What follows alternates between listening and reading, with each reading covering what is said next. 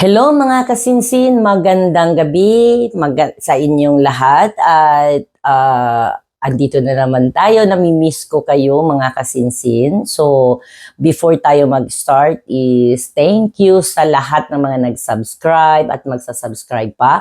Maraming salamat sa inyong lahat sa pagsuporta sa ating YouTube channel at saka sa mga nagpa-member, thank you so much sa inyo.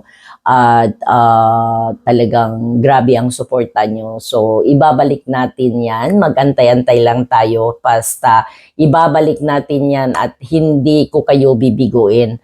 At malalaman nyo kung ano yung plans natin dyan. Basta, ipapaalam ko lang sa inyo. Basta, thank you so much sa inyong lahat, sa lahat ng mga nag-subscribe at magsasubscribe pa.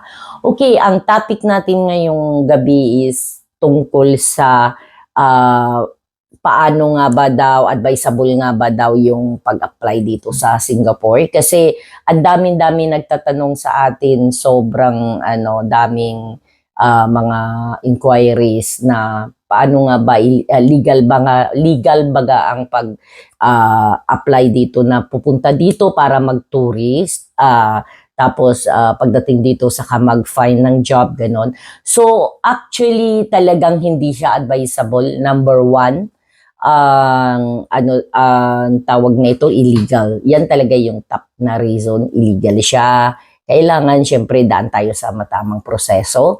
So pangalawa is costly kasi syempre bibigyan lang kayo ng 1 month na visa dito. Then syempre ano pa yung hotel, magkano na yung hotel.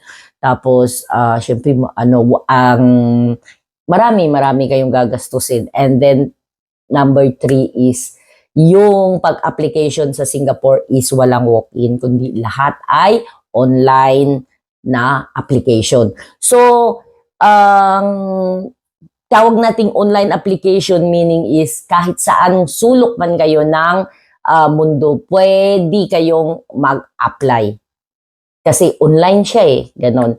So, ano-ano nga ba ang mga demand dito sa Singapore na job maliban sa domestic helper?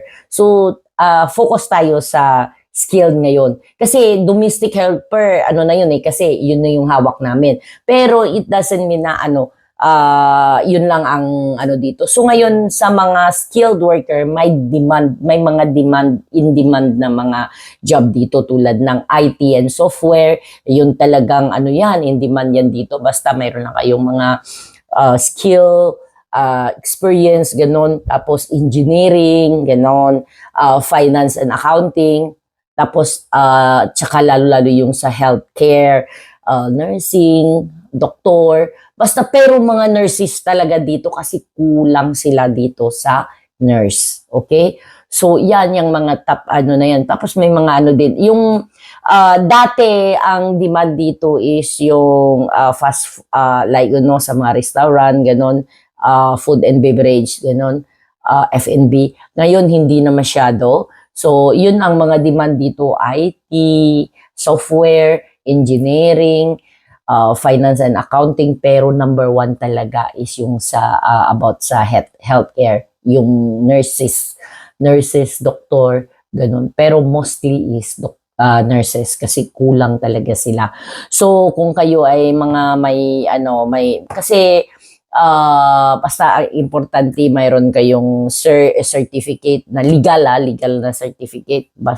Mag-search lang kayo through online. Marami tayong JobStreet, Jobs SG, maraming LinkedIn, ganun, ang daming mga pwedeng basta mag-search lang kayo.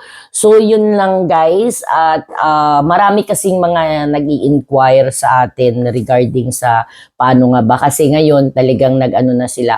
May quota ang dito pag kumuha ng foreign worker. Basta yun lang ang gagawin ninyo is mag-submit lang kayo ng application ninyo through online at maghintay patiently. Basta good luck guys, good luck everyone. Sana nasagot ko yung mga inquiries ninyo. Maraming salamat at don't forget to subscribe, like, and comment sa ating YouTube channel. Maraming salamat and God bless everyone. Bye!